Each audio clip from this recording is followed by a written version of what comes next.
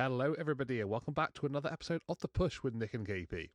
I'm KP, and today here over at The Push, we are going to be going through an NXT recap. This is the NXT 27th of January edition of the show. We're going to be going through everything that took place across the course of the night, discuss all the happenings. Let's get down into the action.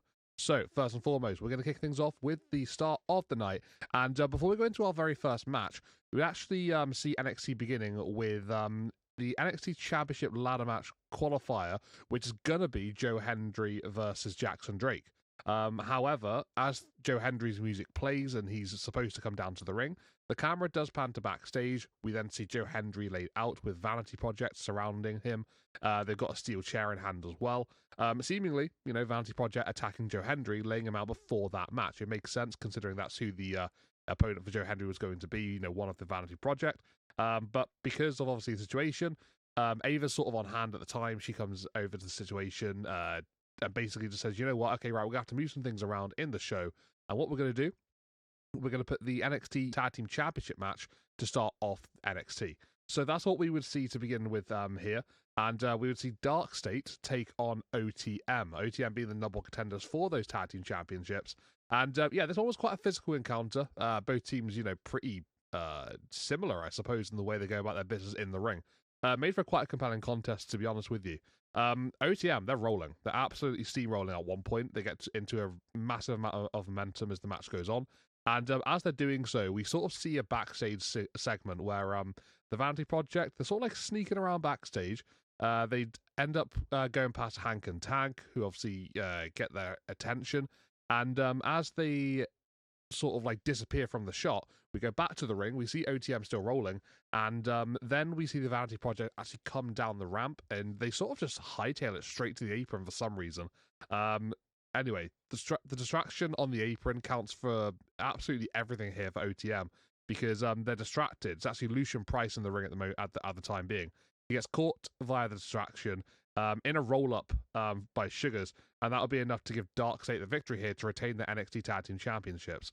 Honestly, was a little disappointed by the finish here. Thought it was a little lazy. Very, very simplistic here. Just goes to show that Dark State would do anything, to get the victory, which is what they're about, which is fair enough. It's suiting their characters. But yeah, I don't know. With OTM, not really too sure this was the right way to go. But I guess it does sort of like keep them in the conversation still, protects them a little bit from the result. So yeah, I guess you have that. Once that whole match comes to an end, we see post-match a bit of a brawl between a load of tag teams. You've got Hank and Tank, Vanity Project, OTM, and Chase U all brawling at ringside. So there's a bit of a who's who for who's actually attacking each other at this point. Whilst this is happening, we actually then see Dark State in the ring, celebrating with their championships, but it doesn't last for too long because the culling. Sean Spears, Nico Vance, they come out and absolutely lay out Dark State to end the segment. So it looks like Dark State do have other contenders coming up very, very, quickly in the future, and it looks like it's going to be the culling that are going to rise to the occasion. Coming up after that, we would have a one-on-one match in the NXT Women's Division. This would see Jada Parker go one-on-one with Nikita Lyons. A little bit of a backstage segment earlier on in the day. Well, apparently, Nikita Lyons coming to the aid of Blake Monroe, saying that, you know what, she's got this. She'll deal with Jada Parker. Blake, don't worry about it. It's all handled. So after that situation, we go down to the matchup itself, obviously, as we can see here.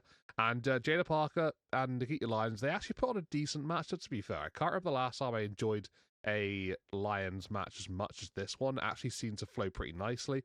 Wasn't overly sloppy. It was pretty decent, to be fair, from both ladies. We see a part in the matchup where Jada Parker hits her hypnotic, and normally in the past we would expect Jada to immediately go for a cover after that because that's her finishing maneuver. It looks like this returning Jada Parker has got a little bit of a difference in the moveset because she hits a pump handle slam immediately after the hypnotic, and that seemingly is going to be the new finisher for Jada. She goes in for a cover, gets the 1-2-3, and pins Nikita Lyons. As Jada's celebrating in the ring, Blake Monroe does appear on the Tron, sarcastically clapping at first before then warning Jada that nobody takes the spotlight from Blake without getting away with it. Got a feeling that Blake Monroe and Jada Parker are far from finished. We'll have to see how that transpires going forward.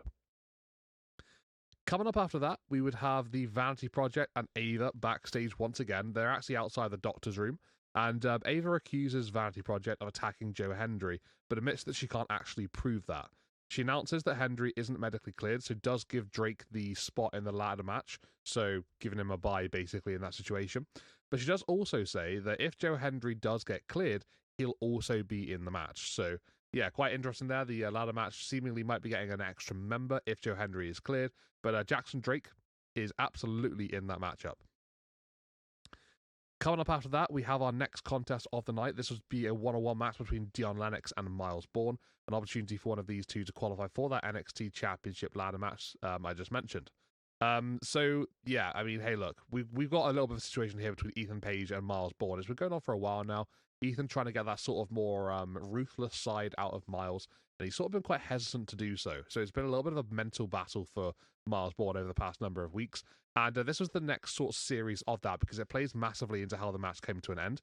After a pretty good back and forth contest here between Miles Bourne and Dion Lennox, we do see Ethan Page sort of getting involved halfway through. He comes down, making his way down the ramp, and he sort of spurs on Miles from the outside, you know, offering words of encouragement, trying to sort of like get that ruthless side out of him. And it gets to a stage where Miles Bourne is seemingly in control of Lennox, and he hits a clothesline. Ethan Page then tosses the North American Championship into the ring, sliding it towards Miles Bourne, telling Miles to smash the title over Lennox's face. Ethan Page even tries to help him out. He gets up onto the apron, distracts the referee, but because of Miles' hesitation, he doesn't know what he wants to do, and he just doesn't really know if it's the right thing. He wastes his opportunity, and as he hesitates, the referee catches him, takes the title off of Miles Bourne, and Lennox capitalizes instantly. He hits a Michinoku driver, and that'll be enough for him to get the victory in this matchup and book his spot in the NXT ladder match. Post-match, we see Page get into the face of Miles Bourne, basically, just questioning why, he is doing what he's doing, why he's not taking that ruthless side of him, and, just enhancing his own career, basically, is what Ethan Page wants him to do. And, Page gets dropped. He gets his own NXT North American Championship in his face by Miles Bourne, smashes it against him, and Miles stands over Ethan at the end of the segment. So it's a bit of a mental game for Miles Bourne, but I suppose maybe the vision is clear. He might be coming after Ethan Page and that North American Championship. Coming up after that, we would see a rematch from a few weeks ago where these two men would meet in the Speed Championship tournament. This time, just a regular one-on-one matchup, no tournaments involved. Lexis King went one-on-one with Tavion Heights, and that was the infamous 8-second contest between the two men that Tavion just absolutely caught Lexis King unaware and would capitalize and get a quick victory. However, this time it went very, very different between these two men because it wasn't the longest match. It was still quite short. But anyway, regardless, Lexis King does really well here. We see Tavion Heights getting into a bit of a rhythm. Channing Sax Lorenzo and Ariana Grace are on the outside. There seems to have been a bit of a coalition here between those two and Lexis King prior to this anyway. But they come down. Don't really do too much, just sort of watching on here. Tavion Heights does go onto the apron there at one point and does look to sort of capitalize on a weakened Lexis King at one point. He goes for a slingshot, maybe shoulder tackle style maneuver, and Lexis King avoids it, just quickly gets out of the way of it. Tavion just lands, directly onto the canvas. Lexis then picks Tavion back up to his feet, hits the coronation, and that'll be enough to get the victory here for Lexis King. So that sort of interaction between Lexis and Channing Stacks, it seems to be something's brewing between them. It's interesting to see where they're going to go with that. I'm looking forward to seeing where it does sort of lead to, but for now, Tavion Heights, not in a good way because Lexis King gets payback. Going into our second half of NXT, we would have a women's one-on-one matchup here. This would see Zaria go one-on-one with Thea Hale. Zaria in just a completely different space at the moment mentally here. Sol Ruka not in the arena, not at the show. Not really answering calls. And Thea Hale basically just coming up to Zaria and saying, like, you know what, well, I know exactly what it means to suffer, losing friendships with people and whatnot. Zaria having absolutely none of it, tells Thea to keep Sol's name out of her mouth, and we then go to this matchup here between the two women. It's going pretty much as you expect it. A little bit back and forth. Zaria tends to, outpower Thea Hale. Obviously, the size and power difference comes into play here.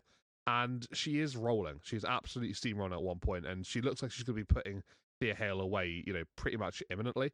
For this contest, actually, Izzy Dame is on the outside of the ring. She is watching on this one, basically just seeing how things are going to go down. And as Zaria is rolling, Izzy gets attacked by Tatum Paxi out of absolutely nowhere. She just sort of like dives across the barricade behind the announcers tables and takes out Izzy. The brawl goes into the ring. That causes a big distraction. They literally fight in the ring for a few seconds and then immediately go back out of it. But that offers enough of a distraction for Zaria to basically just be blindsided by Thea Hale, who goes for a roll-up and actually rolls Zaria up to get the victory here in this matchup. Strangely enough, post-match, we see Fatal Influences Fallon Henley and Lainey Reed head on down to the ring, almost quite urgently, to be fair, from the two ladies. They both get up onto the apron, and it seemingly looks like it's going to be them two squaring up against Zaria and Thea Hale. Thea sort of like braces herself for it, pops her hand on Zaria's shoulders and say, "I got you, let's do this."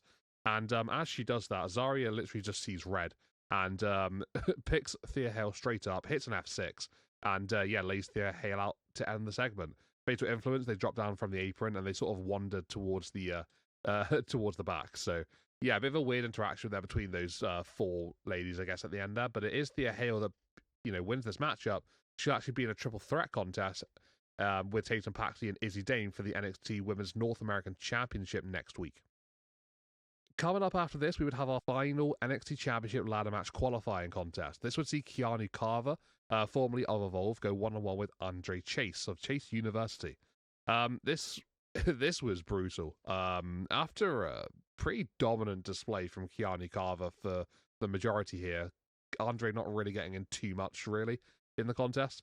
We go towards the announce table, and there's sort of like a back body drop style maneuver from Keanu Carver onto Andre. He lands really violently on that top of the announce table, and Keanu Carver doesn't sort of slow down from there. He rolls Andre Chase back into the ring, hits a power slam, and that'll be enough to get the victory here for Keanu Carver, booking his spot in that NXT Ladder Championship matchup. However, it doesn't end just there, because Keanu Carver post-match does sort of continue to see red and says he's not done with Andre Chase, and he actually slams Andre Chase repeatedly into the exposed turnbuckle. It was the bottom rope of the corner by the steel steps. And he just slams his head repeatedly onto it. It's quite savage, to be fair. He's not done with that, though, because once Andre just absolutely is laid out, Andre Chase, he's positioned his head gets positioned onto the steel steps. Keanu Carver literally stomps onto Andre Chase on those steps. And then we see sort of medics and officials coming around, sort of like assessing Andre, trying to separate himself from Keanu Carver, who does actually just leave him at that point. So he did throw a little mercy at the end, but my God, it was an absolute brutal assault from Keanu Carver, sending a statement here in his early time in NXT so far. Our final talk of the night is the NXT Championship Ladder Match Summit. We will see Shiloh Hill, Keanu Carver, Sean Legacy, Dion Lennox, and Jackson Drake all in the ring. For this particular segment, we would have a few of the guys speaking out here, like individually one by one. Shiloh starts off by saying that Carver's assault of Andre Chase didn't actually scare him, but instead it pumped him up. Lennox get involved, saying that anyone who thinks they'll skip him in the line to win the NXT title is out of their damn minds. We then hear from Sean Legacy, who said that he has nothing to lose in his biggest opportunity of his career. Jackson Drake weighs in quickly, like interrupting Sean Legacy, basically saying that he's going to choke. Jackson gets drowned out by boos while trying to say how calculated he is by taking out Joe Hendry earlier in the night. He says everyone else in the match will make history, as they will actually watch him become the youngest double champion in WWE history. This actually is not true. That is not a factually correct statement from Jackson Drake. There was actually a younger NXT women's double champion at the age of 21 a number of years ago. Ricky Saints then arrives. He gets his own little entrance here and makes his way out with a ladder. He sets up the ladder on the ramp before then sitting at the top of it. He says the ring is full of future champions, but actually there are only seeds that haven't sprouted yet. Carver quickly interrupts, saying too much talking is happening right now, and immediately a brawl ensues between every man in the ring. Saints does eventually get into the action as well. He knocks down Keanu Carver with a ladder, makes his way up, climbing it to try and grab that championship, but then we hear Joe Hendry come on down to the ring.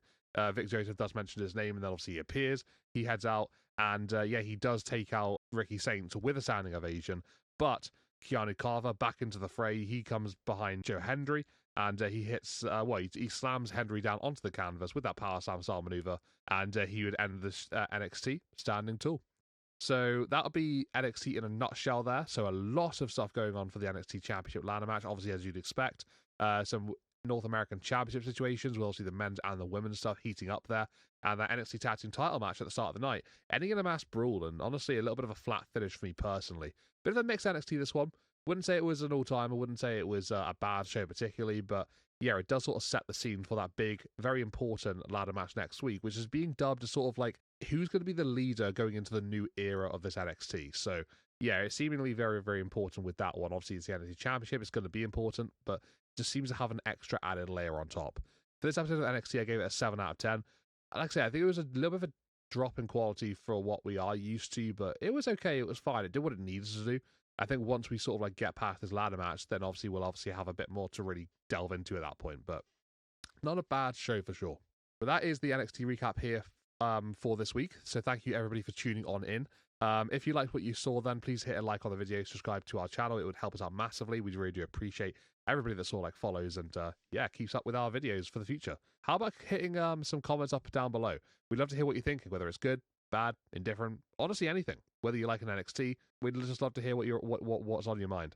But for now, everybody, this has been The Push with Nick and KP. We'll see you all next time. Take it easy, and goodbye for now.